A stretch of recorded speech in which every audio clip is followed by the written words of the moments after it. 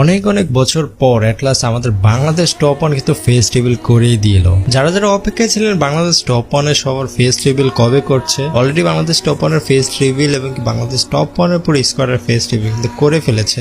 একজন একজন করে আমি দেখাচ্ছি, আপনারা জাস্ট দেখতে থাকেন। প্রথমেই যাচ্ছে স্নাইপার প্লেয়ার আলিফ গেমিং এর কাছে। এই হচ্ছে আমাদের আলিফ গেমিং এবং তিনি কিন্তু রোল প্লে করছে স্নাইপারের। আর আলিফ গেমিং কিন্তু পিসিতে স্নাইপিং করতে, এটা সবাই জানেন, কিন্তু FFWS এর জন্য তিনি পিসি থেকে ফোনে শিফট হয়ে গিয়েছেন। আর এই হচ্ছে আপনাদের সবার পছন্দের আলিফ গেমিং। এরপরে আমরা চলে যাচ্ছি থার্ড রাশার অথবা নেডারের কাছে। থার্ড রাশার হচ্ছে আমাদের প্রান্ত দাদা। এই যে দেখে নেন আমাদের প্রান্ত দাদাকে, তিনি কিন্তু রোল প্লে করছে থার্ড রাশার অথবা নেডারের এবং তিনি কিন্তু টিমের জন্য অনেক ভালো একটা ব্যাকআপ দিচ্ছে। এবং কি এরপর হচ্ছে আমাদের মাহফুজ ভাই, যিনি কিন্তু সেকেন্ড রাশার এবং কি সাপোর্টার হিসেবে খেলে থাকে এবং টিমের জন্য অনেক ভালো একটা প্লেয়ার বলা যায়। আর ছবিটা তো স্ক্রিনে তার দেখতেই পাচ্ছেন। এরপরে বাংলাদেশ টপ ওয়ানের ফার্স্ট রাশার বর্তমানে আছে মেহেদি ভাই, যার কিনা গেম প্লের কারণে তিনি বর্তমানে বাংলাদেশ টপ ওয়ান টিমের ফার্স্ট রাশার হয়ে খেলতেছেন FFWS এর মধ্যে এবং স্ক্রিনে তো ছবিগুলো দেখতেই পাচ্ছেন। বাট বাংলাদেশ টপ ওয়ান কিন্তু আমাদের সাথে গাদ্দারি করে ফেলেছে। তিনি কিন্তু ফেস রিভিল করেননি, কিন্তু খুব সুন তিনি ফেস রিভিল করে ফেলবেন যদি FFWS এ ভালো একটা